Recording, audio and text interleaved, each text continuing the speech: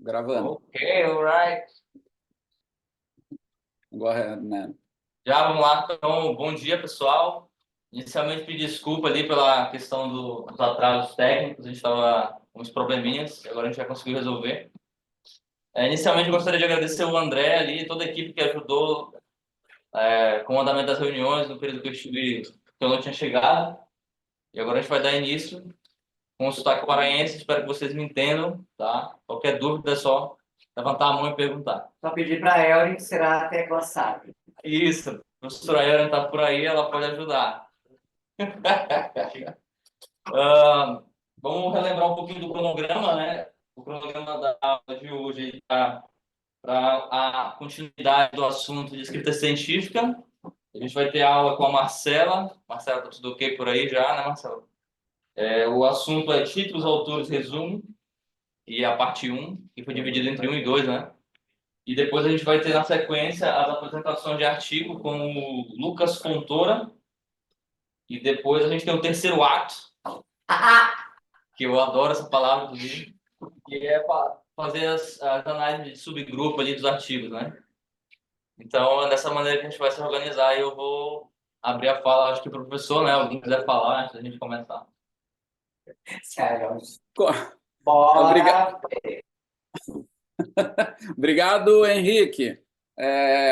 Eu quero só cumprimentar o pessoal, comentar que a Poliana chegou em Pavia ontem, e está já envolvida aqui no projeto que está relacionado ao mestrado, ao doutorado dela, que é a locomoção com amputados, e também ela está já auxiliando também no projeto aqui com a esclerose múltipla e caminhada nórdica, que junto com os estudos nossos aí em Porto Alegre com o Parkinson, a gente pretende fazer algumas análises, tá? Para começar aquela parte de dupla tarefa que a gente a gente já começou faz um ano e meio, e a gente está dando sequência em Porto Alegre e a gente vai fazer algumas comparações também e estamos preparando editais também para isso. Mas eu sei que vocês estão fazendo muita coisa, eu não queria tirar o tempo, até pela questão de a gente ter começado um pouquinho depois, já passo para a Flávia.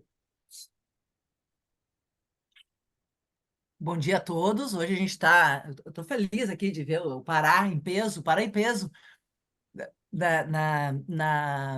na gestão aí O Henrique chegou com tudo, chegou animadão, já jogou para nós uns bombom de cupuaçu, já nos comprou, nos conquistou.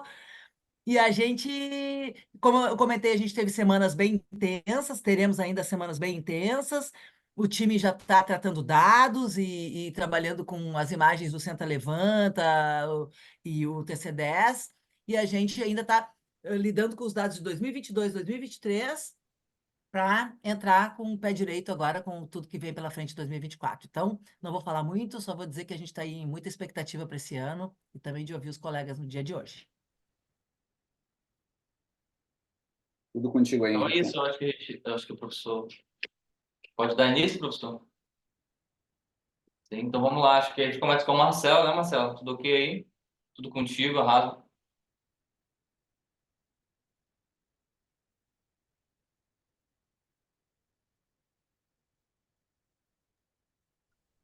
Beleza, então. Estão vendo já meus slides? Estão me ouvindo bem? Sim. Sim. Tá, perfeito. Então, primeiramente, bom dia a todos, né? Hoje a gente vai dar continuidade, na verdade, às nossas aulas, né, do semestre. Nós tivemos uma pausa, né, depois da última aula da Bruna Herberts, né, em função das avaliações de feriado, né? Então, a ideia hoje é a gente retomar.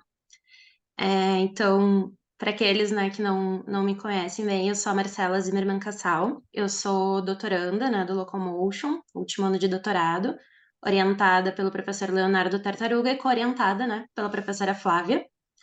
Então, e fiquei responsável, né, por dar continuidade ao nosso semestre, né, de estudos sobre escrita científica, com o tema, então, referente ao título, resumo e autores, né.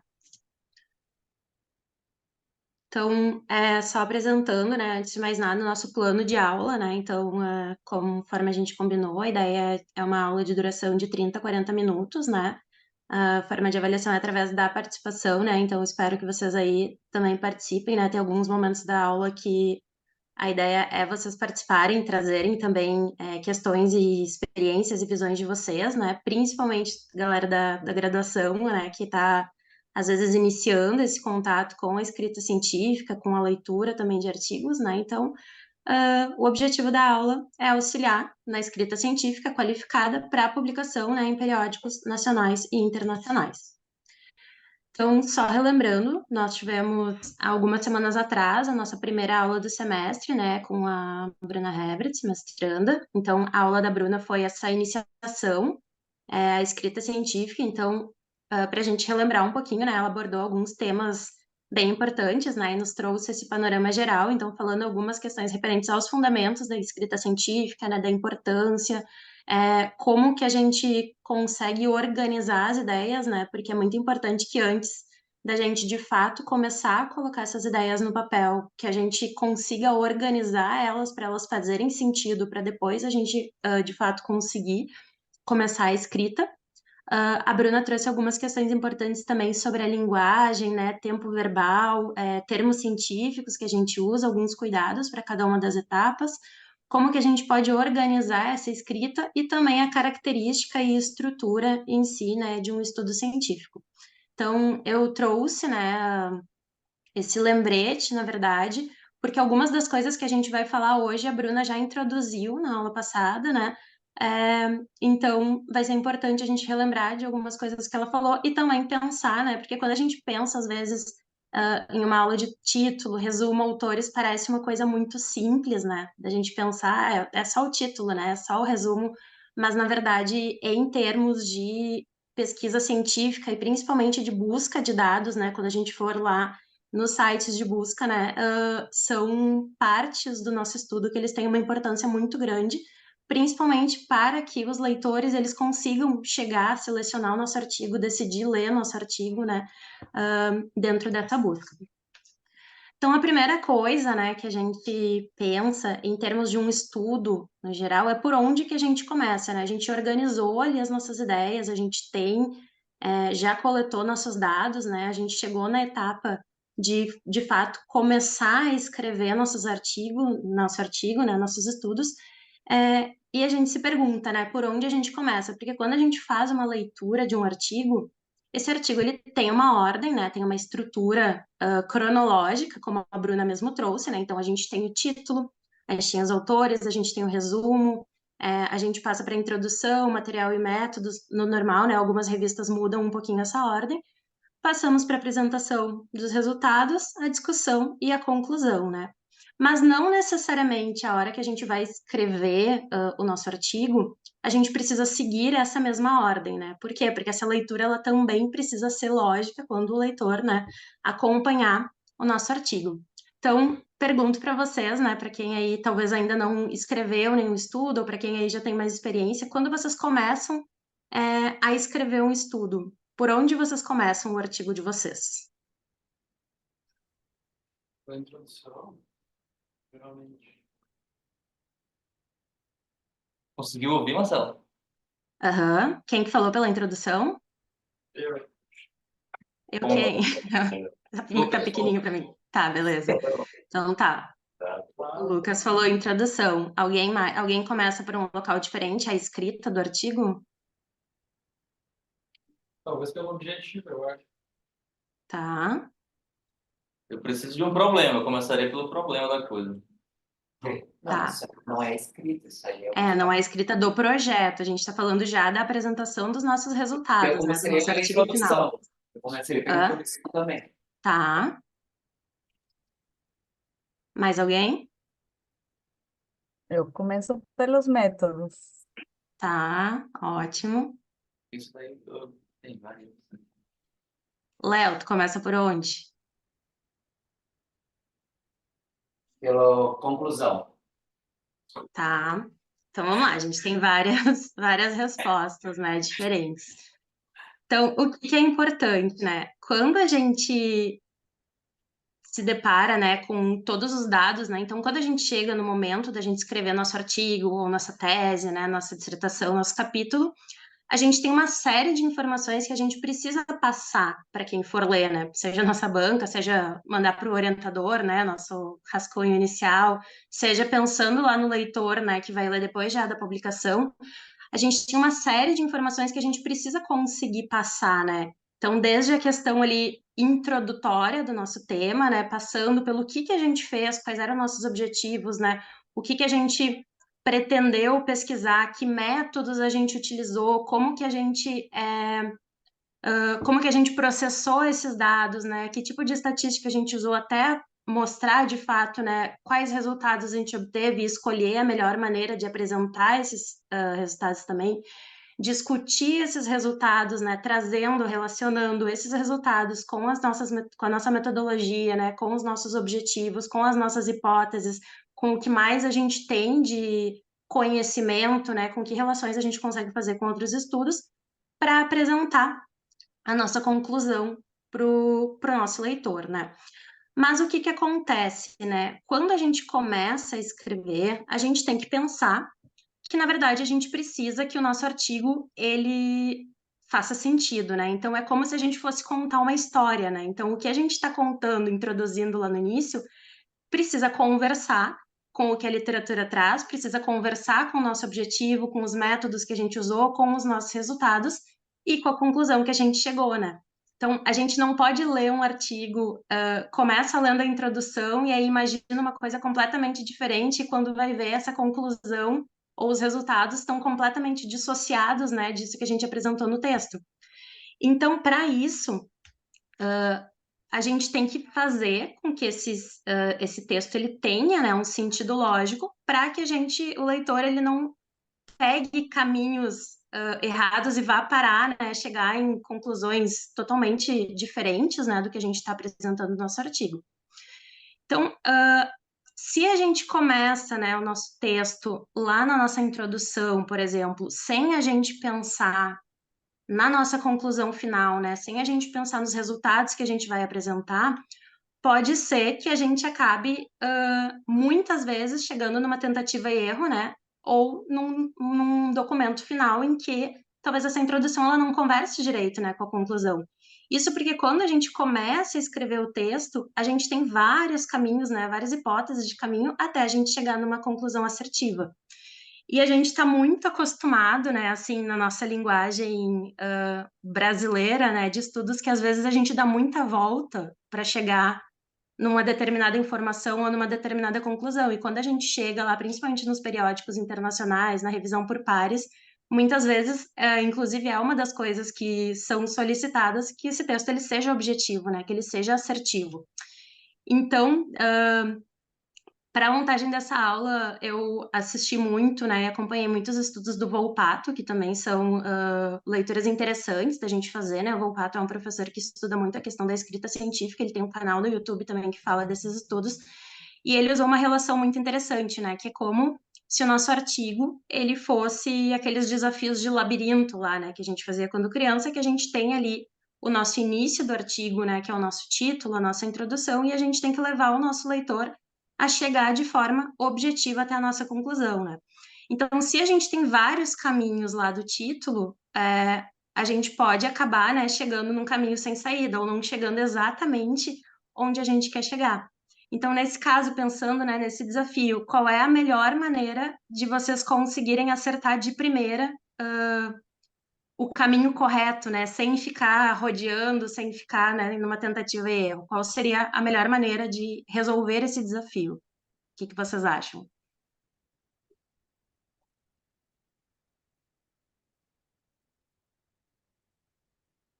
Pegar o caminho do final lá, né? Só tem.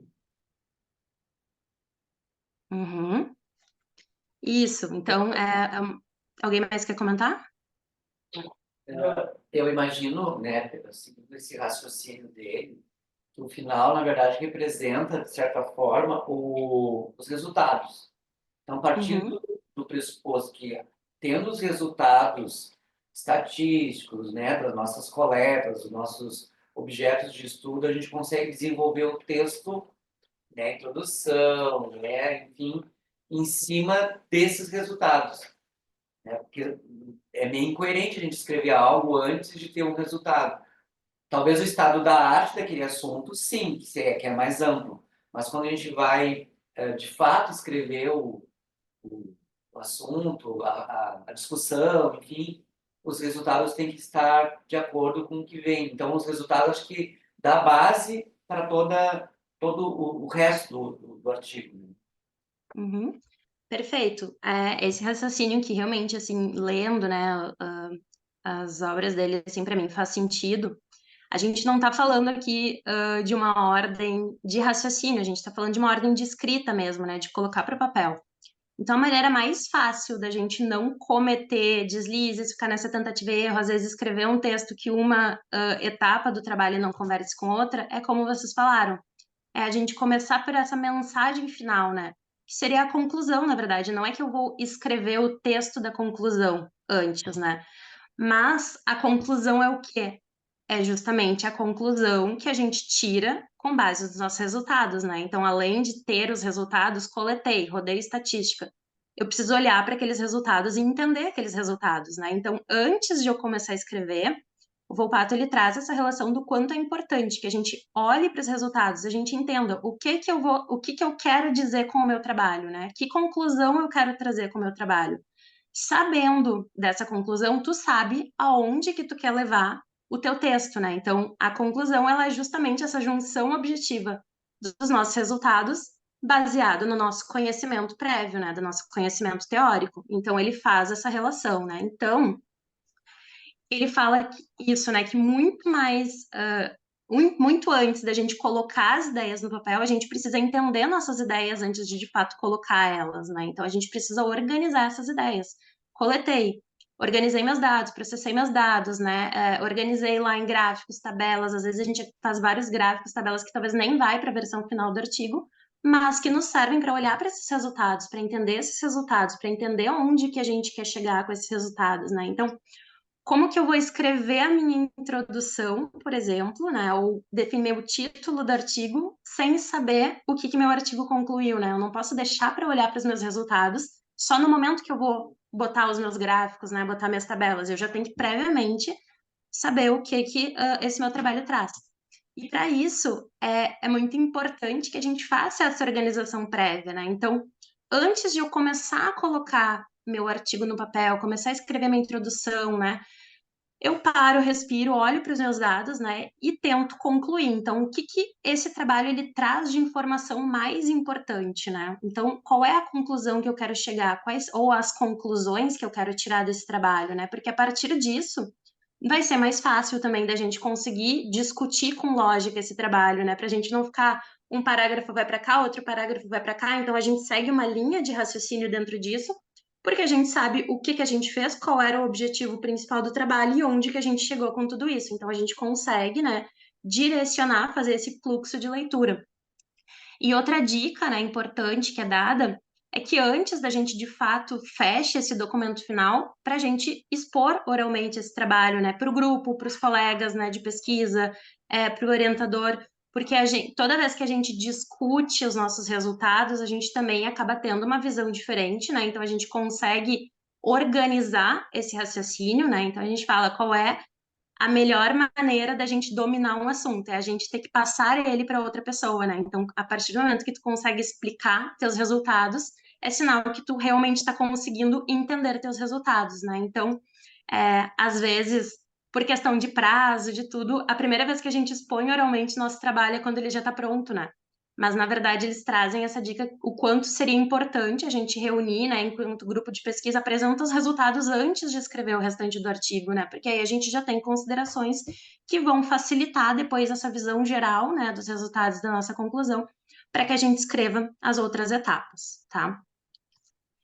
Então, com isso, né, o que que se indica, né? Que a gente comece esse raciocínio pela conclusão. Claro, para a conclusão, a gente precisa ver nos resultados. Então, primeiro a gente vai organizar intelectualmente essas ideias, né? Para a gente definir onde que eu vou chegar com esse trabalho, a que conclusão, ou que conclusões que eu vou reportar. Depois disso, a gente pode, né, não necessariamente nessa ordem, trabalhar nos resultados, né? Qual é a melhor forma de eu apresentar meus resultados para que eles tenham relação com essa conclusão, né? Quantas vezes a gente lê um artigo que a gente lê uma informação lá na conclusão, mas a gente, não, mas peraí, essa informação não foi apresentada no resultado, como é que o autor concluiu isso, né? Então, essas informações, elas precisam estar expostas também de uma forma que se entenda como que se chegou, né, nessa conclusão. Os materiais e métodos conversando com esses resultados, conversando com essa conclusão, né, lembrando sempre, materiais e métodos, eles precisam ser descritos de uma forma que o leitor compreenda e consiga reproduzir esse estudo, então não adianta a gente colocar aqueles materiais e métodos geral, sendo que, né, não permita que outras pessoas compreendam de fato o que a gente fez e consigam, né, reproduzir um estudo, né, semelhante aos nossos métodos. A discussão, né, então todos esses itens, eles acabam vindo antes da introdução, né, por quê? Porque a introdução, como a gente vai ver nas próximas aulas, né, ela também precisa ser lógica. A gente fala, né, normalmente aquela introdução em funil, que a gente começa de uma ideia geral, né, passa pelas questões mais específicas do nosso tema, entra na questão da lacuna da literatura para chegar no nosso objetivo. E algumas revistas hoje pedem, né, para que no final da introdução ou às vezes no final do resumo já se tragam, né, ali os pontos principais, os principais desfechos, quais são as principais conclusões, né? Então algumas revistas inclusive já colocam no final da introdução, né, quais foram os principais achados do estudo. Então é importante porque a introdução ela também não pode ser longa, a gente não pode ficar divagando sobre o assunto, né? Ela precisa também ser objetiva para chegar nesse tema. E por último, então, né, chegando no nosso assunto da aula de hoje, o título e o resumo, né? Porque o título, ele até pode ser um título mais genérico, né? Mas quanto mais assertivo, quanto mais ele levar de forma objetiva a pessoa que está lá buscando entender sobre o que fala nosso estudo, melhor, né? Então, por isso que depois que a gente já tem essa visão inteira, eu já sei, né? Alguns títulos, como a gente vai ver, eles são mais conclusivos, outros eles trazem mais uma questão de pesquisa, né? Então, por isso também é importante que nesse momento a gente já saiba onde que a gente chegou, né, com esse estudo, para que esse título ele não vá mudando, né, ou deixe uma ideia muito vaga do que se trata o estudo. E o resumo mais ainda, né, porque esse resumo ele precisa de forma objetiva trazer as principais informações do estudo. Então, a gente não tem como escrever de forma objetiva algo que ainda não veio, né? Ele tem que ser realmente um resumo de algo que a gente já escreveu, de ideias que a gente já tem, para que não aconteça desse resumo ele não refletir de fato, né, o que acontece no nosso texto. Então, quando o leitor, né, quando a gente está lá buscando um artigo, a gente vai lá, faz a busca, né, entra nos sites, né, nos mecanismos de busca. Quais são os principais pontos do artigo que vocês levam em consideração na hora de decidir ler um artigo ou não? Qual é o principal, em ordem, assim, o que vocês levam, né, vocês, bom, vou abrir esse artigo, ou vou baixar esse artigo na íntegra, né, vou decidir ler esse artigo. Quais são os principais pontos do artigo que fazem vocês decidir por ler ou descartar aquele artigo?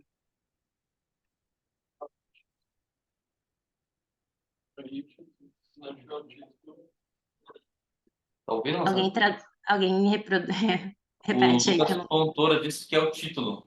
O título, tá? Pode ser É mais o de um, tá, resumo pessoal? Mas também. tentem pontuar. Eu acho que resumo e título, Marcela, que a galera tá... Nas Uhum, revisões sistemáticas, pelo menos, a primeira etapa é título e resumo que a gente tem que ler. uhum, perfeito. O pessoal de casa. Só de cara. O pessoal que está em casa. Deixa eu ampliar aqui. Eu tô junto com o pessoal ali no resumo, assim, principalmente. Uhum, Para mim é título, resumo e metodologia. uhum.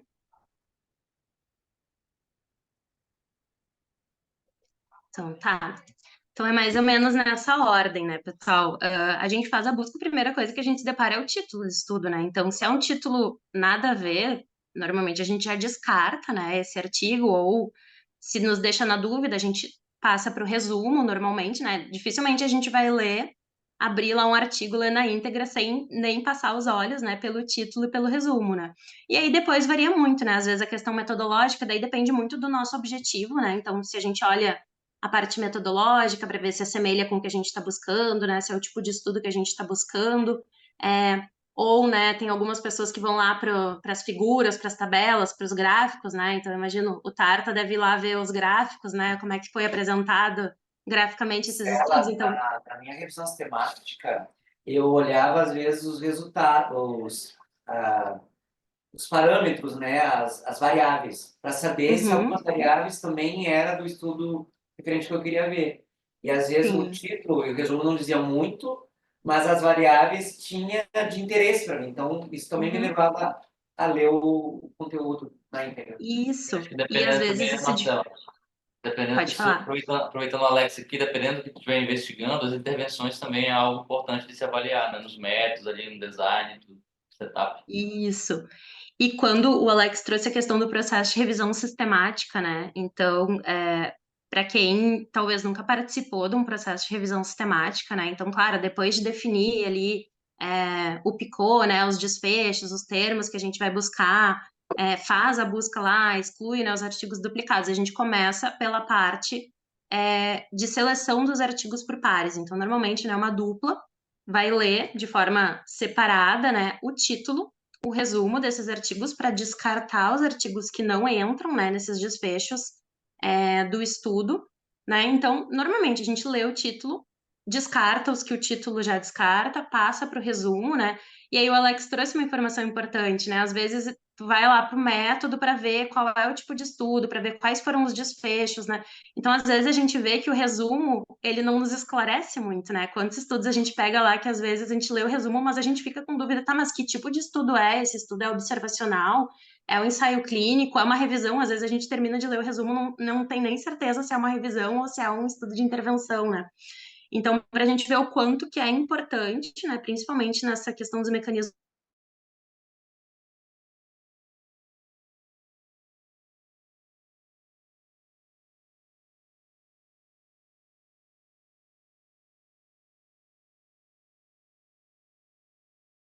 Um artigo. Mas quando a gente faz uma revisão sistemática, a gente vê que muitos artigos, mesmo em revistas conceituadas, às vezes não nos trazem informações que seriam importantes. Tipo assim, um dia eu quero que o meu artigo apareça numa revisão sistemática também. Porque a gente sabe que as revisões sistemáticas estão no topo, né, das evidências. Então, quando o teu artigo entra numa revisão sistemática, opa, ele foi bem desenhado, foi bem feito. Então, eu sempre penso que uma coisa não... Repetindo, estudar a revisão sistemática, que não sei se um dia a gente vai falar aqui no grupo, e estudar a produção de artigos, né, de base, leitura, artigos que a gente está fazendo aqui, eles acabam se interligando, porque uma coisa responde à outra, na verdade. Então, eu sempre digo assim, eu quero muito que meu artigo, os artigos que a gente produza, entrem em revisões temáticas futuras. Mas, para isso, ele tem que ter toda uma metodologia, que é por isso que a gente está estudando aqui. Isso, exatamente. E aí a gente vê às vezes que realmente esses itens eles não ficam completamente claros, né? Então, como vocês falaram, é muito importante. A gente faz a busca, a gente seleciona os artigos pelo título e depois a gente dá uma lida no resumo, né? Então, pensem na importância disso que o Alex falou, né? Se os nossos artigos, por mais que pareça simples, né, é uma parte muito pequena, né? O título. Ah, às vezes a gente deixa o título lá, bota, né? Depois a gente define. Ou depois eu faço o resumo rapidinho, né, quando terminar o meu artigo. Mas, na verdade, são pontos, né, são peças-chave para que outras pessoas decidam por ler nossos artigos e, às vezes, selecionem nossos artigos, né, para serem incluídos como referência, como parte, né, de uma revisão sistemática. Então, para a gente ver o quanto que é importante, né, a gente realmente separar um tempo ali, né, da nossa escrita para pensar nesses fatores, né? Então, a ideia agora, a gente fez toda essa introdução, né, para a gente justamente chegar nessa questão da importância da gente olhar aí com mais atenção, né, para o título e para o resumo do nosso estudo, tá? Então, algumas das coisas, a Bruna já falou, né? Ela, lembrem, na aula passada, ela passou rapidamente por cada um dos itens, né? E, na verdade, eu estava dando uma revisada nessa aula, né? Eu já tinha dado a mesma aula no outro semestre que a gente abordou isso. E aí eu fiquei pensando também, porque todas as vezes a gente chega nessa conclusão, né? Do quanto o título e o resumo, eles precisam refletir o trabalho como todo, né? Mas nas nossas aulas, desde que eu estou no Locomotion, é a terceira vez, né, que a gente trabalha a questão da escrita científica. mas a gente ainda segue organizando as aulas na ordem cronológica de leitura, né? Então, eu fico pensando o quanto talvez não seria interessante para os próximos semestres a gente passar a aula de título e resumo lá para o final, né? Para quando a gente tiver feito a análise dos artigos, igual a gente está fazendo, a gente poder avaliar o título e o resumo depois da gente já ter feito todas as considerações de metodologia, de apresentação dos resultados, né? De discussão, para a gente seguir também essa ordem lógica de análise, né? Para que daí no final, bom, já revisamos todo o artigo, já demos todas as sugestões, então agora sim, né, vamos para a questão do título e do resumo. Talvez a gente, olhando assim por essa lógica, talvez possa fazer mais sentido, né, e ajustar um pouco mais, né, para os outros semestres. Mas então, iniciando pela questão do título, né? Então, o título, ele normalmente ele tem, assim, cada revista tem as suas regras também, cada periódico, né? Então, às vezes a gente também tem limite de palavras, limite de caracteres, às vezes se dá espaço para um título extenso, né? E um título mais curto. Mas, no geral, o título ele precisa ser curto e informativo, né? A gente não... às vezes a gente abre lá, é incomum, né? A gente abrir um artigo lá que tem um título de 4, 5 linhas, né? Assim, então já vira um parágrafo, né? Não é mais um título. O título ele tem que ser curto. E o mais importante é que ele consiga nos informar do que se trata esse texto, né? Ou de alguma forma a gente precisa ter alguma ideia nesse título, né? De qual é o desfecho principal do artigo, né? O que está se pesquisando, qual é a população, né, que tá sendo estudada. Às vezes o tipo de estudo também é interessante, né, que se coloque nesse título. Então existem aí uma série de direcionamentos que podem nos ajudar a pensar a melhor maneira possível para esse título, né? E aí também, né, outra dica que se dá, né, nesses estudos, né, do Paiva e do Volpato, é que a gente tente evitar palavreado muito específico, que só especialistas da área compreendam, talvez, esse estudo, né, que a gente consiga, de alguma forma, trazer mais estudiosos e de áreas afins a lerem nosso artigo também. Então, por exemplo, né, quem é lá da área que estuda, né, parâmetros sanguíneos, por exemplo, às vezes tu bota lá no título só o nome de uma proteína, né? Às vezes é melhor tu dizer, assim, no geral, o que tu tá pesquisando, do que trazer uma coisa muito específica, né? Um termo muito específico que talvez só quem estuda aquilo especificamente é que vai compreender e chegar no teu estudo, né? Então, além disso, como a gente vai falar depois, os termos que a gente utiliza no título, no resumo, nas palavras-chave, que a gente vai falar hoje também, eu vi ali no chat que alguém falou também da questão das palavras-chave, né, na busca, eles também são interessantes e importantes para que quem está buscando os artigos chegue até o nosso artigo, né? Então, os termos que a gente utiliza, eles também vão fazer que numa busca de artigos a pessoa que está buscando chegue ou não, né? Que o nosso artigo apareça nessa busca ou não. E quando a gente utiliza termos muito específicos, às vezes o nosso artigo vai passar, não vai aparecer nessa busca, né? Por uma busca mais ampla que talvez não entre exatamente aquele termo, né, que está se buscando. O formato do título, ele é variável, né? Então, às vezes se utiliza uma frase, às vezes já uma conclusão, né? Às vezes o próprio título já nos traz a conclusão do artigo, né? Então, a caminhada nórdica melhora o equilíbrio de idosos, né? Então, já está dizendo que a caminhada nórdica melhora, né? Então, assim, esse título ele pode ser conclusivo, ele pode ser em formato de pergunta, né? Então, a caminhada nórdica melhora o equilíbrio de idosos, né? Então, assim, a gente pode trazer a nossa pergunta de pesquisa no título também, e as próprias variáveis também, né? Trazer alguns dos nossos desfechos, né? Se a gente melhora o equilíbrio estático, o equilíbrio no pedal, né? Essa mobilidade funcional é melhorada, então a gente pode trazer, trabalhar um pouco mais com os desfechos nesse título, né? Mas, além disso, é importante que a gente traga, principalmente, né, qual é a população e qual é o objetivo, né, do nosso estudo dentro desse título. Então, aqui alguns exemplos, né? Até, então, um artigo lá do Franzoni, né? Trouxe alguns artigos do grupo, né? Então, esse já é uma questão mais conclusiva, né? Como eu falei, o título já diz, né? Que 9 semanas de caminhada nórdica e caminhada livre melhoram, né, o equilíbrio postural na doença de Parkinson. Então, ele já está dizendo que essas atividades melhoram, né? Ele não está perguntando se melhora, né? Ele não deixa na dúvida. O próprio título, ele já tem relação aí com os resultados, né, do estudo. Então, da mesma forma, né, o artigo do Pedro, né, ele traz a questão mais do objetivo, né, ele fala a relação, né, entre as assimetrias de força e a performance de salto, né, em jogadores profissionais de vôlei. Ele está falando sobre a relação, ele não diz qual é a relação exatamente, né, ele fala mais o objetivo do estudo, né, que é investigar essa relação, então ele não nos traz a conclusão, então é outra forma da gente representar esse título, né? Aqui, né, um outro artigo com a caminhada nórdica, que daí já traz mais essa questão de pergunta, de pesquisa, né? Então, a caminhada nórdica, né, restaura a organização temporal, né, da variabilidade de marcha em pessoas com doença de Parkinson, então ela já traz a pergunta de pesquisa. Não existe uma forma que é mais indicada, né, ou é melhor, então, assim, a literatura não traz, assim, o que seria mais correto. Depende um pouco do tipo de estudo, depende um pouco de estilo de escrita mesmo, né, de cada grupo de pesquisa, de cada pesquisador, mas o mais importante é que o título, ele deixa claro, todos esses títulos, independente de ser objetivo, de ser conclusão, de ser pergunta, a gente entende quais são os desfechos, qual é a população, né, então a gente consegue entender o que está sendo pesquisado, né, nesse artigo.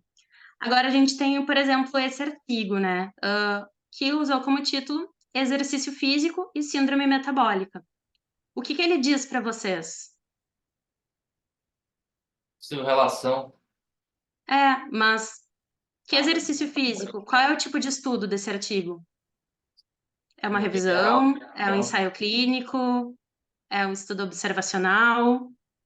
Não se Que sabe. desfechos da síndrome metabólica eles estão pesquisando? E síndrome metabólica pode ser várias coisas. E exercício físico pode ser várias coisas também. Exatamente. E o que eles estão pesquisando, né? Em relação ao quê, né? A sintomas clínicos, né? Então, assim, a gente tem que ter cuidado com isso mesmo, né? Para o nosso título ele não ser tão genérico a ponto da gente ficar divagando sobre. Porque no caso desse artigo, a gente com certeza precisa entrar no resumo, precisa ler na íntegra, sem saber se esse artigo ele vai servir ou não para o que a gente está pesquisando, né? Então, a gente tem que ter cuidado para não ser tão genérico, né, a ponto da gente não conseguir expressar nada, né, assim, de tipo de estudo, de objetivo, né, de exatamente a população, desfechos que a gente vai pesquisar para quem está lendo os artigos.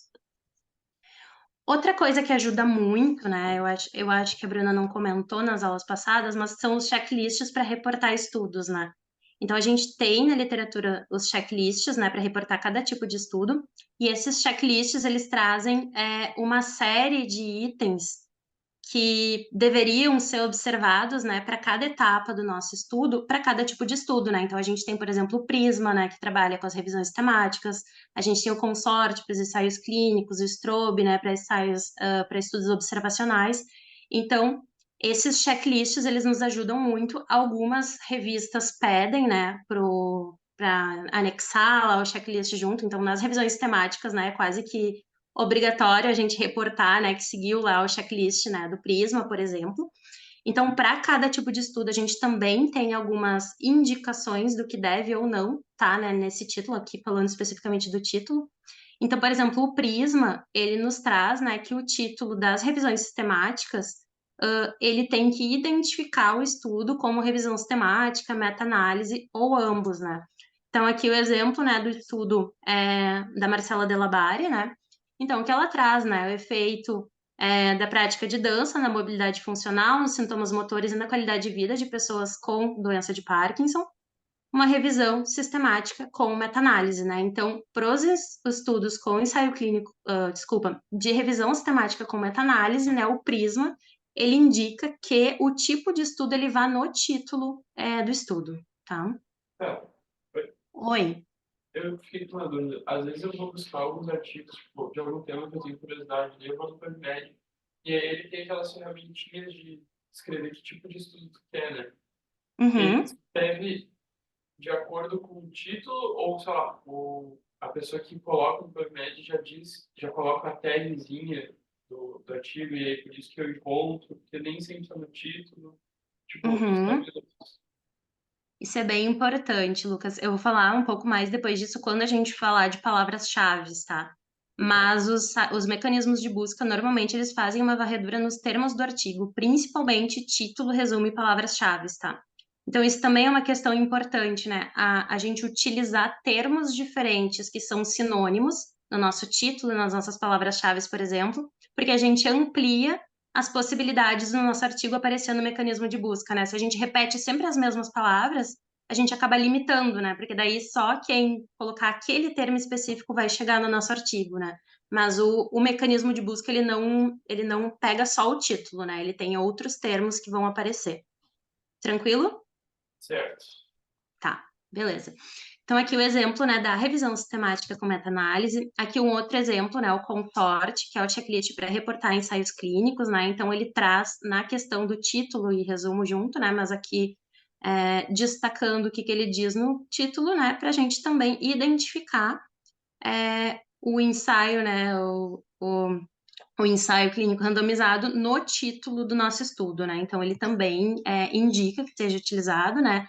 Então, aqui o artigo da NAT, né, que traz, né, os efeitos do treinamento de caminhada nórdica na qualidade de vida, né, no equilíbrio e na mobilidade funcional em idosos, né? O ensaio clínico randomizado, né? Então, os checklists para reportar estudos, eles indicam que a gente coloque o tipo de estudo no título também. Também porque muitas vezes a gente vai fazer lá a nossa revisão sistemática, nos facilita muito, né, na hora de descarte ou não desses estudos, a gente já saber, por exemplo, não, é uma revisão, não vai entrar revisões, eu quero só ensaios clínicos randomizados, ou eu vou aceitar randomizados e não randomizados, né? Então, essa questão vai facilitar muito na hora de seleção de estudos também. Com relação ao resumo, então, né? Então, passamos do título, entramos na questão do resumo. Então, o resumo também, né? Ele tem que ser uma síntese do nosso trabalho, né? Ele tem que ter informações no resumo que se reflitam no nosso trabalho, né? A gente não pode ler informações no resumo que sejam diferentes das informações trazidas ao longo do trabalho, né? Eu não posso apresentar desfechos no resumo que eu não traga depois na íntegra do trabalho, né? Esse resumo ele tem que bater, ele é literalmente um resumo do que foi feito, né? Então ele tem que reproduzir esse estudo, né? Então por isso que é importante escrever ele no final também. Às vezes a gente escreve o resumo primeiro e aí lá pelas tantas no estudo a gente decide não apresentar um desfecho, né, que antes fazia parte daquele estudo original, ou não, vou tirar daqui esse desfecho, vou deixar para outro estudo. E aí, às vezes, a gente chega lá no resumo, tem um desfecho lá, ou um teste estatístico, que depois a gente mudou por algum motivo, e aí o resumo, ele tá diferente das informações trazidas no texto. Então, a gente tem que ter cuidado disso, né? O resumo, ele tem que ser a síntese do trabalho final, da escrita final. Porque, às vezes, a gente muda algumas informações durante a escrita, né? Tira algum desfecho, muda um pouco a nossa conclusão lá depois de discutir com o grupo. Então, a gente tem que voltar também para o resumo e ele tem que reproduzir essa versão, né? Final, né? Pelo menos a versão final das ideias, né? Não digo a versão final da escrita, né? Então, como a gente já veio falando até aqui, vocês mesmos trouxeram, né? O resumo ele é muito importante para assistir, né? Para auxiliar os leitores para selecionar os artigos apropriados de forma mais rápida. Então, quando a gente lê um resumo de um estudo, a gente tem que saber qual é o tipo de estudo, né? É um artigo de revisão, é um ensaio clínico, é um estudo observacional, teve intervenção, não teve, qual é a intervenção, né? Que tipo de exercício ou de proposta terapêutica eu estou falando, né, nesse estudo, qual é a população, né? Então, essas informações principais, elas precisam constar no resumo. E qual é a conclusão principal desse estudo, né? Então, tudo isso são informações que eu já tenho que ter de antemão a partir do momento que eu leio o resumo desse estudo, para depois, né, eu aprofundar mais na leitura na íntegra. E como, né, também a questão do processo de revisão por pares, né, lá nos periódicos, então o resumo ele também facilita, né, essa revisão por pares antes da publicação, até mesmo para direcionamento, né, dos avaliadores, né, de quem vão ser os revisores desse artigo, então para o próprio periódico isso já é importante, e na revisão por pares, como a gente falou, né, na questão da revisão sistemática, né, quando a gente faz revisão sistemática, a gente percebe a importância, né, desse resumo ele ser feito de forma clara, da gente conseguir realmente descartar o que não serve ali na questão da análise por títulos, né, e resumo. Então, o Dé não está na reunião hoje. Não. Eu fui dupla do Dé, né, na revisão sistemática que a gente fez, que era um dos trabalhos da dissertação do André, né. Acho que até trouxe ali depois o exemplo dele. E a gente estava pesquisando a questão de parâmetros espaço-temporais de marcha na água, né? Assim, então, posição vertical na água. E vocês não têm ideia a quantidade de artigos que a gente tem que passar que eram de zootecnia, do tal do peixe-zebra, porque aparecia na nossa busca. Então, a gente não aguentava mais quando aparecia peixe-zebra, né, no título ou no resumo, às vezes não aparecia, daí quando a gente via, a gente estava lendo, baixando na íntegra o artigo, e era uma coisa completamente nada a ver com o que a gente estava buscando, mas por se tratar de imersão, né, por se tratar daqueles termos, era um dos assuntos que sempre aparecia nessas buscas, né? Então, assim, quando essas informações elas já estão no título e no resumo, já nos facilita muito para a gente já ir ali descartando esses artigos, né, e nem ter que realmente perder tempo, né, para essas análises. E a questão do formato, ela também é variável, tá, pessoal? A gente pode ter um resumo estruturado ou não estruturado. Então, estruturado é aquele resumo que a gente tem as partes, né, do artigo. Então, tem lá a introdução, né, o background, objetivo, métodos, resultados, né, conclusão. Ou a gente pode ter um resumo não estruturado, né, que a gente tem o texto corrido. A gente não tem essa divisão por partes, né, do trabalho. Essa estrutura, ela também depende um pouco do tipo de estudo e da revista, né? Então, os periódicos, às vezes, eles indicam, né, o resumo estruturado ou não estruturado, mas a gente também tem a indicação por tipo de estudo também nos checklists, como eu falei antes, né? Então, aqui a gente tem o artigo do Pedro Schons, né? Então, aqui só para mostrar um exemplo, né? Esse é um resumo não estruturado, então a gente vê lá que começa, né, o resumo. A gente até visualiza, né, assim, a gente sabe que tem uma introdução, que tem os métodos, mas ele não é dividido, ele não é estruturado, é um texto corrido, né, que também não muda, né, tem que trazer essas informações principais do artigo.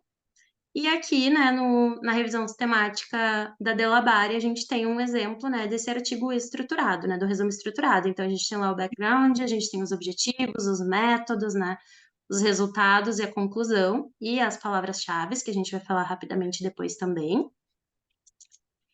E trazendo a questão dos checklists, né, para reportar estudo, então aqui o consorte, né, lembrando, para reportar ensaios clínicos.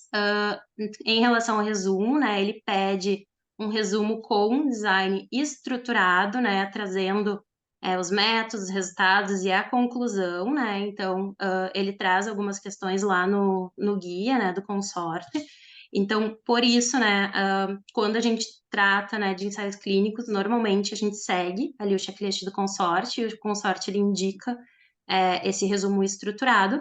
E da mesma forma que as revisões sistemáticas, né, o checklist do Prisma, ele também indica um resumo, né, estruturado, incluindo, né, quando aplicável, introdução, objetivos, né, a questão da busca de dados, né, critérios de elegibilidade de estudos, né, os participantes, intervenção, o PICO lá, ele tem que aparecer, né, nesse resumo, né, não, para que a gente entenda quais foram, né, os desfechos ali procurados, né, e bem importante, né, o número de registro da revisão sistemática, né, dentre outros, né, parâmetros ali, nos ensaios clínicos, normalmente também se pede, né, o registro no Clinical Trials. Marcela, quero te dar uma pergunta. Oi. A gente pode também registrar no consórcio o nosso estudo? Não me lembro. Ensaio clínico? Isso.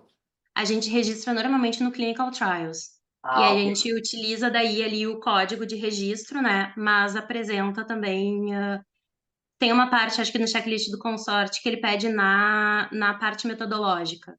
Entendi. Aí. Na Mas a gente tem verdade, eu como ia te registrar perguntar também. Aham. Eu ia te perguntar também se a gente pode mencionar no texto, ou uma parte, não lembro qual, que esse estudo foi também conduzido conforme a orientação do consórcio. É possível? Uhum. Inclusive, ele é indicado, né? Mas aqui a gente está falando de resumo só, né? Então, normalmente a gente não utiliza ali os caracteres do resumo para dar essa informação.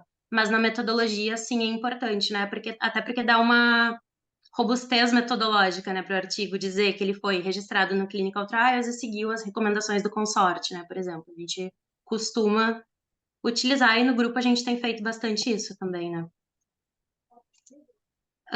Com relação às palavras-chave, né? Então, até o Luca tinha falado lá, né? Então, as palavras-chave, elas também são importantes. Às vezes tá lá no finalzinho do resumo, daí mais ainda, né? Terminou o resumo, tá com prazo apertado, a gente já decide lá 5 palavras-chave, já coloca, né, as palavrinhas. Mas elas também são muito importantes, principalmente por essa questão da busca do periódico, né?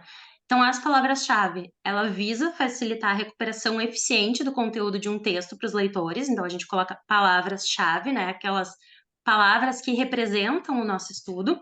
Mas muito mais importante que isso, são ferramentas fundamentais para indexação nas bases de dados. Então, além da questão do título, né, ali, as bases de dados, elas vão incluir as palavras-chave na busca desses estudos, né? Então, para isso, é importante a gente utilizar termos amplamente utilizados, né? Então, vários periódicos pedem, né, ali que se utilizem aqueles termos registrados, né, lá nos descritores de saúde, por exemplo, né, nos DECs, e termos já registrados, então, né, a gente consegue ver, inclusive, lá sinônimos já dos termos que a gente já utilizou, né, e aí bem importante isso, utilizar sinônimos das palavras contidas no texto. Por quê? Porque se a nossa base de dados, ela vai buscar termos que a gente utilizou tanto no título quanto na palavra-chave, se a gente repetir as palavras do título, a gente perde a oportunidade da gente amplificar essa busca pelo nosso artigo. Então, o mais indicado é que a gente utilize palavras que também representem o nosso estudo, mas que a gente ainda não utilizou no título do nosso artigo, né? Então, aqui alguns exemplos, né? Aqui eu trouxe um dos artigos lá do meu mestrado, né? Então, que até vai ser apresentado, né, aqui no grupo, nas próximas reuniões. Então, o título, né, era Ajustes Posturais, né, e Biomecânica durante a iniciação da marcha com e sem obstáculo, né, comparação entre doença de Parkinson rígida cinética e hipercinética, né, então tá lá o título, um pouquinho longo, né, também. Nas palavras-chave, o que a gente colocou, né, desordem parkinsoniana, né, que normalmente é lá nos descritores, né, de termos, é um termo que se utiliza como sinônimo, né, de doença de Parkinson. Então, para essa busca, né, também ser contemplada, então a gente colocou, né, eletromiografia, cinemática, locomoção. Então, lá no título a gente usou marcha, aqui a gente usou locomoção. Então, cuidar para a gente não repetir o texto. Automatismos posturais, né? Então, a gente tirou também dos ajustes posturais, entra nos automatismos, para a gente tentar não necessariamente termos que signifiquem exatamente a mesma coisa, mas que esse nosso artigo apareça também, né, para os leitores que busquem por outros termos esse estudo. E aí, outro exemplo, a revisão sistemática do André, né, que eu comentei antes, então, né, quantificação, né, das respostas fisiológicas e biomecânicas, né, durante a caminhada em água rasa, revisão sistemática com meta-análise, né, tá lá no título. E aí, o que a gente colocou como palavras-chave, né? Então, imersão, né, aquática com a cabeça fora d'água, exercício aquático, biomecânica, né, gasto energético, locomoção. Então, vocês observem que também são palavras que reproduzem o estudo, porém elas não estão no título, né? Então, é importante a gente também pensar sobre isso, justamente para que, como o Alex falou, né, que a gente tem aí maior possibilidade, né, de chegarem até o nosso artigo, de daqui a pouco o nosso artigo ele entrar numa revisão sistemática, né, e não acabar caindo fora, justamente por esses termos, né, eles não se assemelharem exatamente com os termos buscados por quem está fazendo a busca.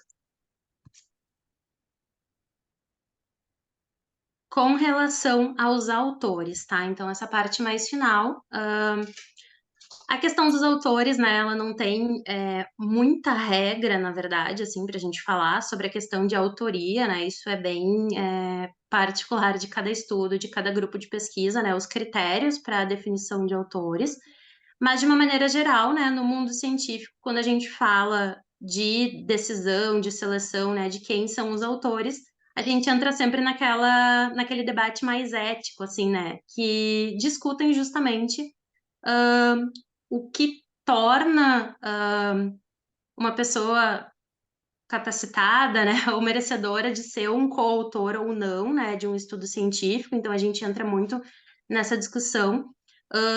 Eu acho que aqui na nossa realidade no grupo isso funciona de uma forma muito bem e tranquila, né? A gente não tem tanto esses embates éticos, mas a gente sabe, né, que infelizmente aí no mundo científico acontece, né, de algumas pessoas acabarem entrando como coautores do estudo, sem de fato ter tido, né, uma participação intelectual, né, uma participação na construção daquele estudo, né? Então, só para a gente pensar um pouquinho, né, o que vocês imaginam, né, ou que critérios vocês pensam que tornam, né, uma pessoa autora ou coautora de um artigo? A ideia, tipo, idealizado, criado alguma coisa, sei lá, 50% mais do trabalho, não sei. Uhum. Tá, fazer parte, né, ou da criação, né, pensar o estudo ou participar dessa organização de ideias, né, como a gente falou. O que mais vocês acham?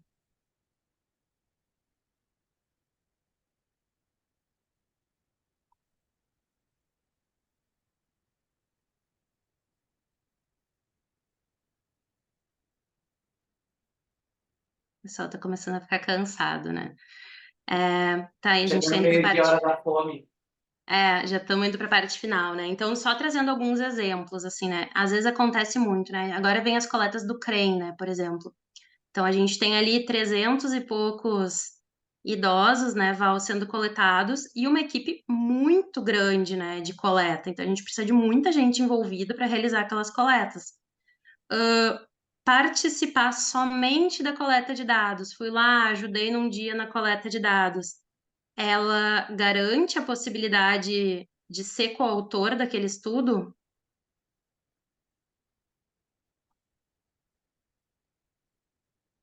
Só da coleta de dados, né? Fui lá, fiz o tag num dos dias de coleta, e aí tem alguém lá, um mestrando ou doutorando, né, fazendo a coleta, comparando, né, o treinamento lá da ginástica cognitiva, né, sobre a mobilidade funcional de idosos e pessoas com doença de Parkinson. Eu ajudei na coleta do tag lá. Nem Mas, sei direito o Marcela, que estão coletando, né? é bem como tu falou, assim, né? Depende muito do grupo, do tamanho do grupo. E porque, assim, um grupo grande como o do CREM, que tem várias pessoas, não é nem aceitável, né? Não é nem ético colocar o nome de todo mundo que fez as coletas. Mas, digamos, um grupo menor e uma pessoa foi lá e ajudou na coleta, eu acho que sim, ela poderia entrar num grupo menor, né, que eu tô falando, Uhum, nesse sentido. Porque aquilo também foi importante aquela pessoa fazer. Eu já participei de pesquisas onde a minha atuação foi basicamente nas coletas e meu nome entrou no artigo. Né? Mas era um uhum, grupo pequeno também, entende? Não era um grupo grande. sim. Né? Então, acho que, bem como você falou, tem que ter um bom senso também na hora das escolhas, né? Acho que seria Uhum, basicamente isso. sim. Esse critério, quando a gente pensa aqui no grupo, eu vejo que ele é mais difícil da gente visualizar, porque eu acho difícil aqui, eu não vejo muito acontecer isso. A pessoa foi lá um dia, ajudou numa coleta do TUG, por exemplo, mas ela nem sabe do que se trata o artigo, e aí foi o nome dela junto, né?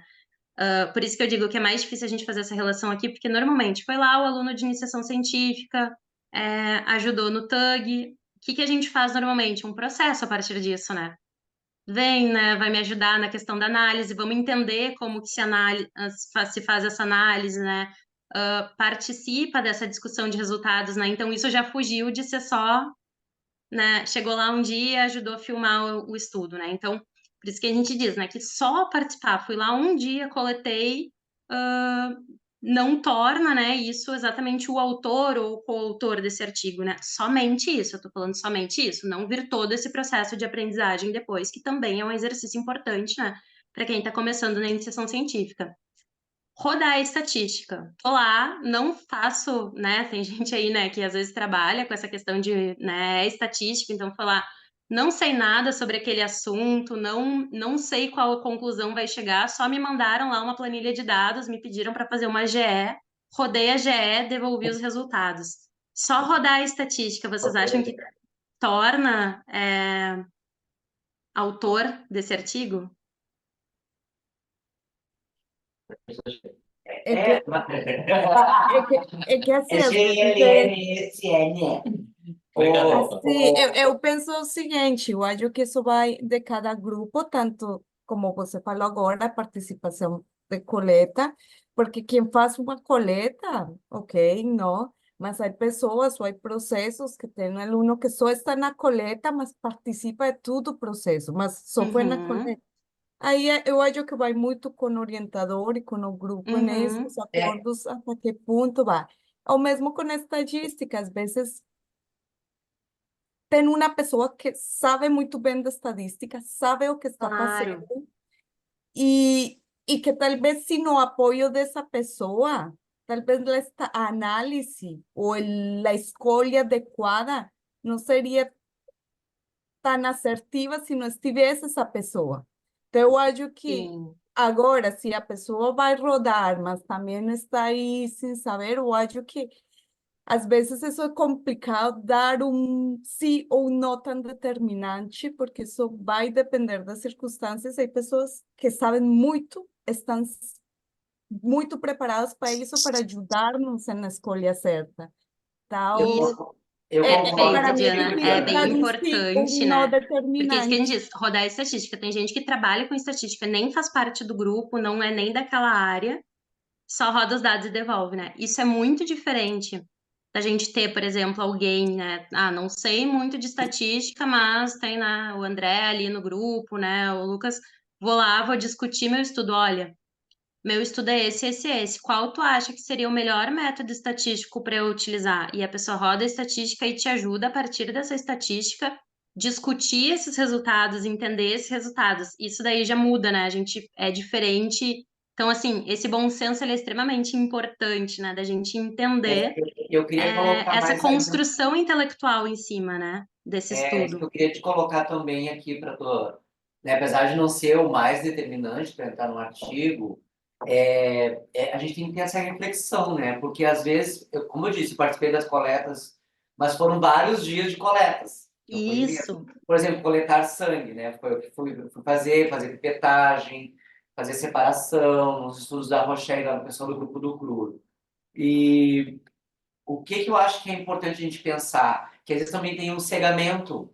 Então, às vezes, o Uhum. coletador ou avaliador, seja, faz parte do processo de cegamento.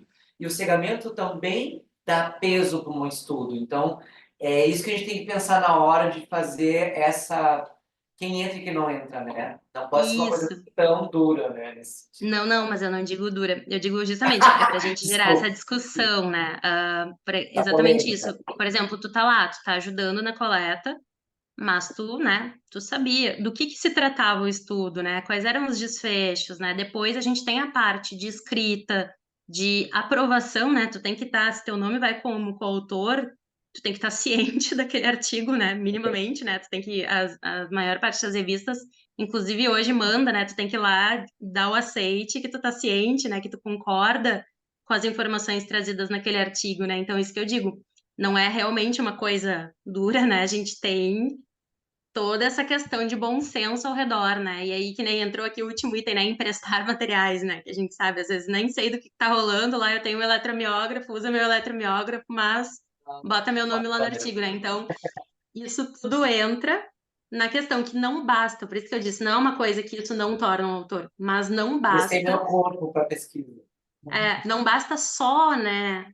Fui lá num dia de coleta, ou não basta só eu ter botado lá aberto meu SPSS lá e rodado a tabela, ou não adianta só eu ser, né, a dona do equipamento.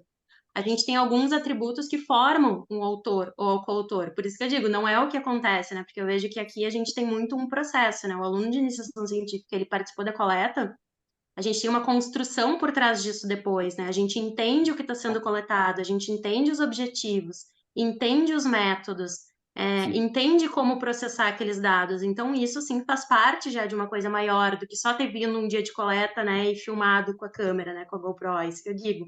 Então, o autor ou coautor, ele vai participar ou da concepção do estudo, porque às vezes tu participa da concepção do estudo, mas não necessariamente das coletas, né, do processo, mas sim tu participa da ideia, né, o que a gente vai pesquisar, qual o objetivo, né, nessa construção metodológica, ou da conclusão, não participei, né, da concepção do estudo, mas a partir da coleta de dados eu ajudei nessa estatística, ajudei a discutir esses resultados, né? Ajudei nessa construção intelectual para a escrita final do artigo.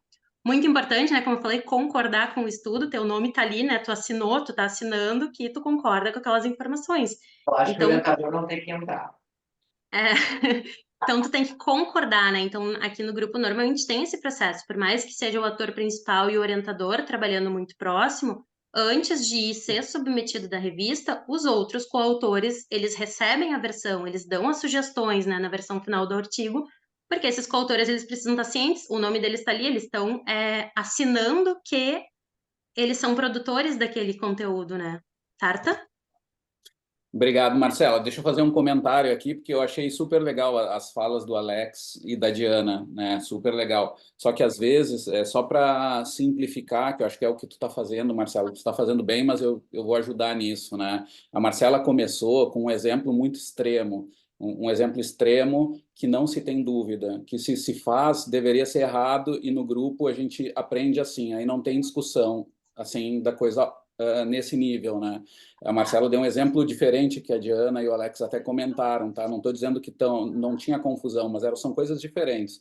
Então, a pessoa pegar a análise estatística, fazer uma estatística e não saber nem que variáveis são, porque às vezes tu tem que cegar até as pessoas, várias coisas tu pode cegar nesse processo.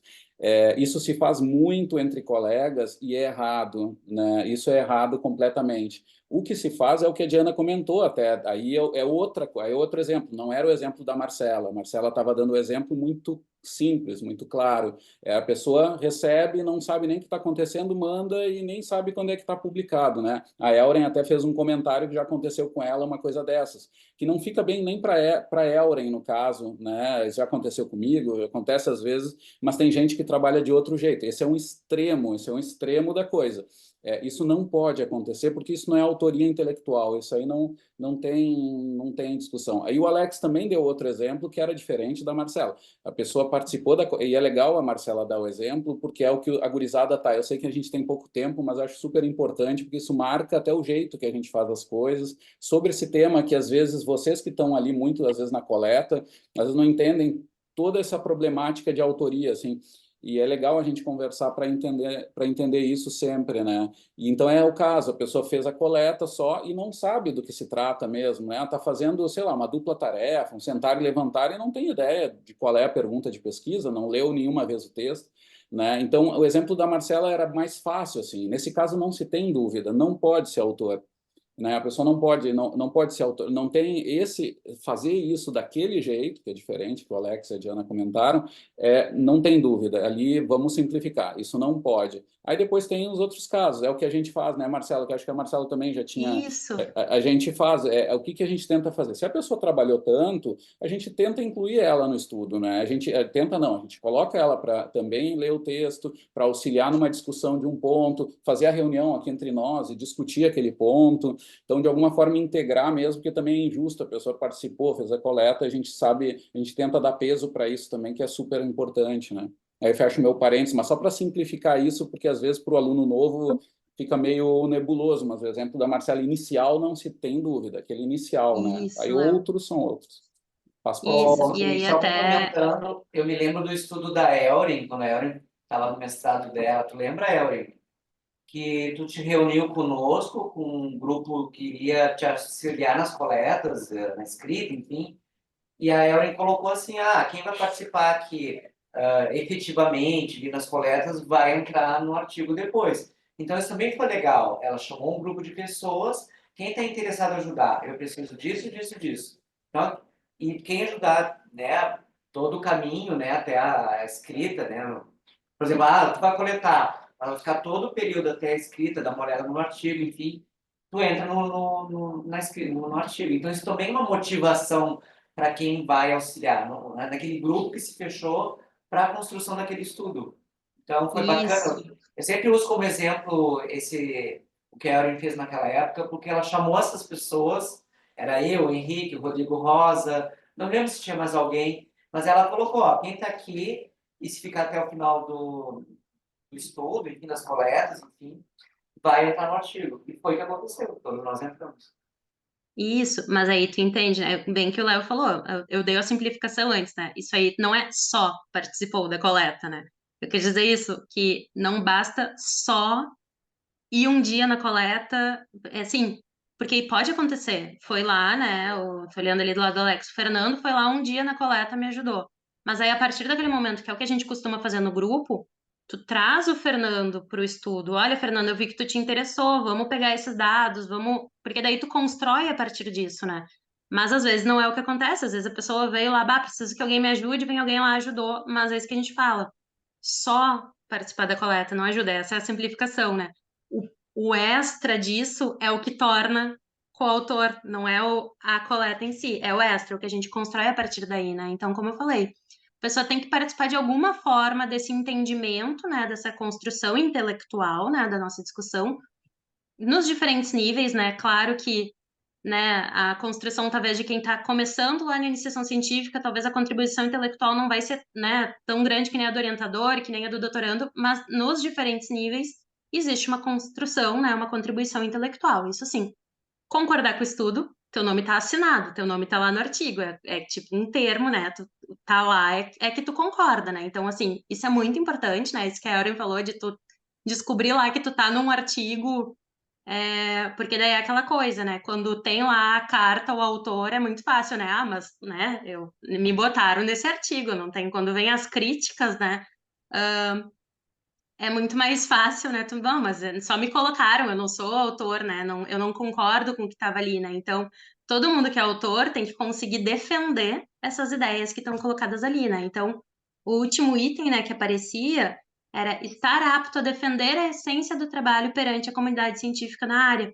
Isso também acontece muito aqui no grupo, né? Nem ali no início da reunião estavam falando da questão do trabalho aprovado no FENS, né? Não necessariamente o primeiro autor ou somente o orientador é que estão aptos a defender a essência daquele trabalho perante a comunidade científica, né? Quantas vezes acontece? Vai um representante do trabalho para o congresso, a gente manda um trabalho para o congresso, é o segundo, às vezes é o terceiro autor, é alguém que estava ali. Então, se tu tá ali é porque tu concorda com o estudo e porque tu participou intelectualmente, então tu sabe a essência daquele trabalho. Tu ajudou lá na coleta da Rochelle, mas tu sabe quais são os desfechos, tu sabe o que aconteceu, tu sabe qual era a coleta, tu sabe qual é a conclusão.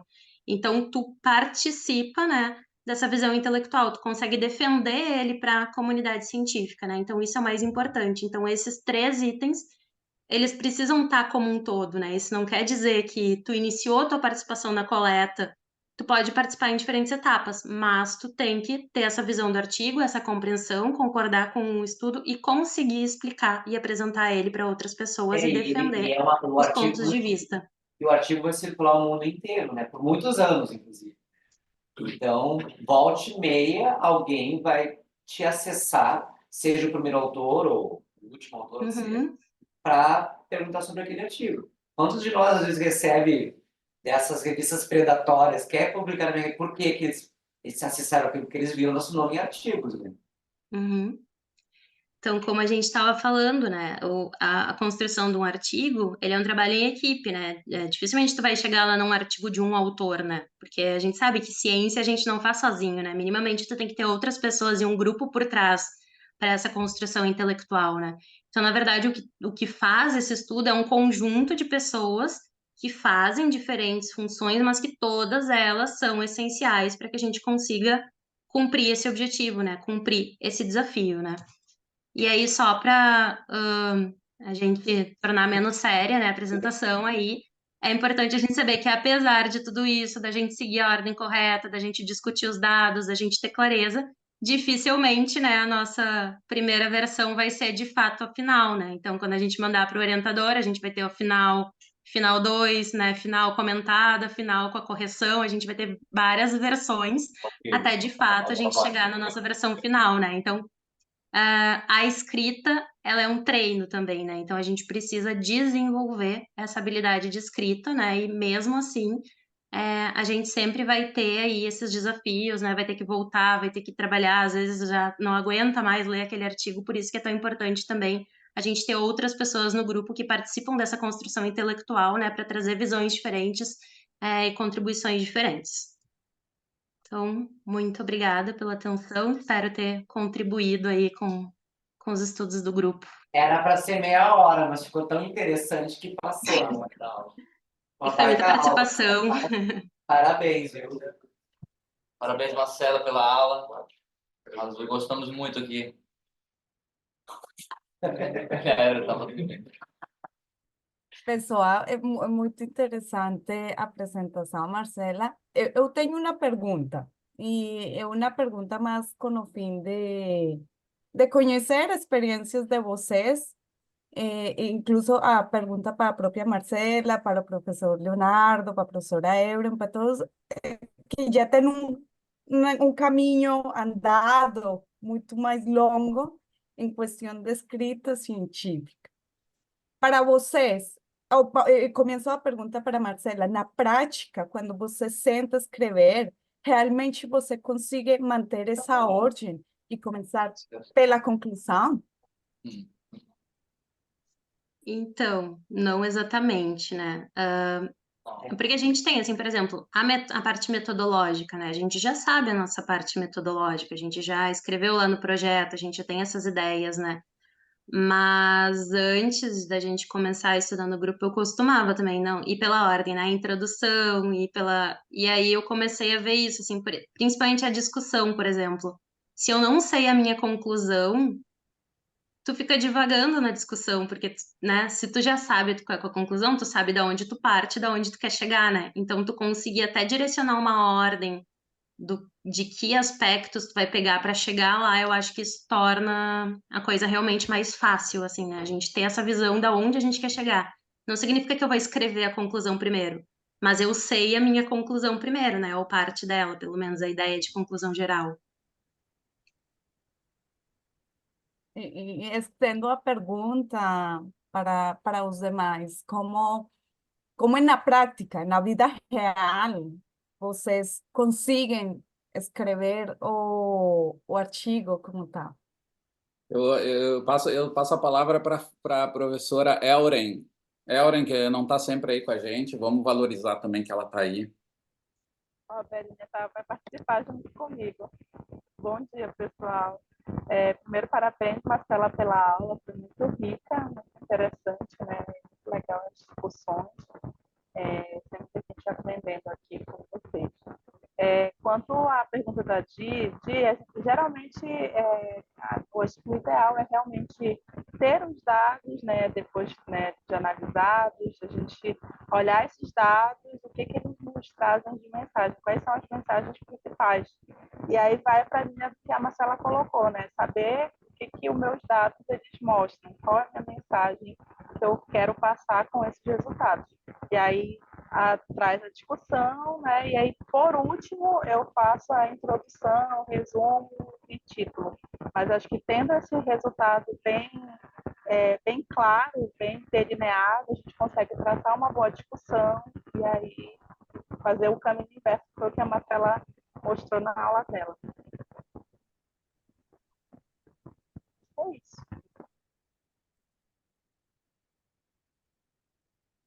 Bom, eu vou no mesmo caminho também, e também faço meus comentários por causa do tempo ali que já está estourado. Marcela, parabéns, aula bem clara, gerou muita dúvida, acho que isso é legal, e aí deixou a aula mais longa, né? E por bons motivos, né? Foi muito bom, né? O Alex, a gente não controla ele, então não adianta.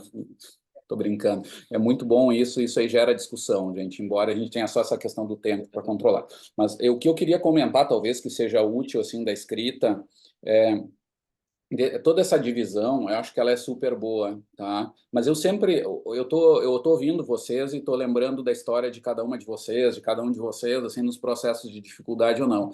E o que me parece, assim, que pode servir para todo mundo, assim, é que, primeiro que eu nunca aprendi essa ordem, eu sou da época que escrita científica não tinha, assim, a gente não falava dessa coisa, não falava de técnica, então a gente aprendia de qualquer jeito nessa ordem temporal, digamos.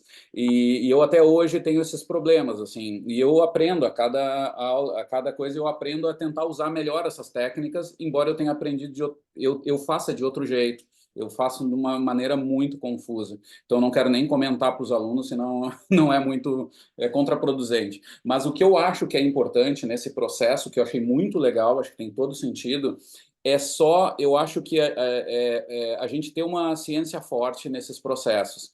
O que eu sinto é que, às vezes, tá, alguém comentou assim, que não está errado, mas só pegando um trecho, tá? Às vezes eu quero olhar primeiro os resultados para ver o que deu, para depois pensar alguma coisa. Tem gente que faz muito isso, até demais. Até, de vez em quando, a gente conversa até no CREM, que também é um desafio nosso. A gente não pode estar só olhando, fazendo a mineração. A gente tem que ter perguntas antes também.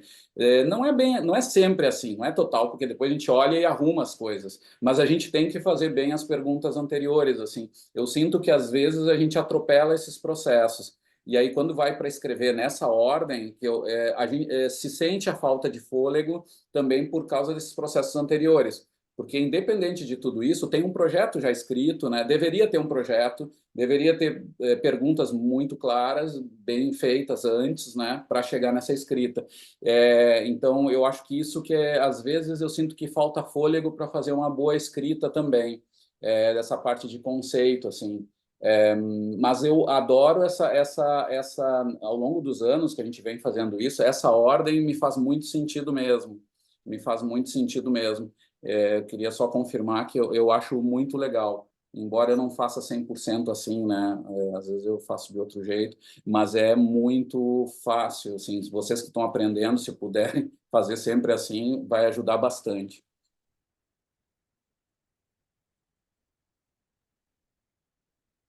Se a Flavita também quer falar.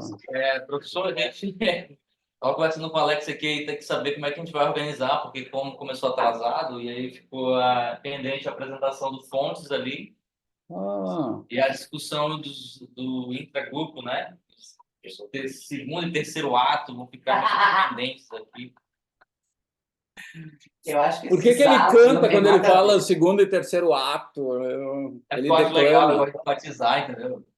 Eu tô me sentindo Todo no mundo teatro, pegando no meu na pé, verdade. mas que droga. Estão me fazendo bullying contínuo. Só porque agora é praticamente um europeu, a gente tem que estar falando em coisa de teatro aí. Gente, não adianta, né? Vamos seguir a programação. Atrasou, vamos ajustar. Próxima semana a gente continua onde a gente parou. Não, mas eu acho que foi providencial que as discussões de hoje. Foi bem bacana, bem bom. Apesar de a gente já viu esses temas outras vezes, né, Marcela? É legal quando eles voltam e a gente consegue aprofundar mais ainda, né? Eu gostei bastante.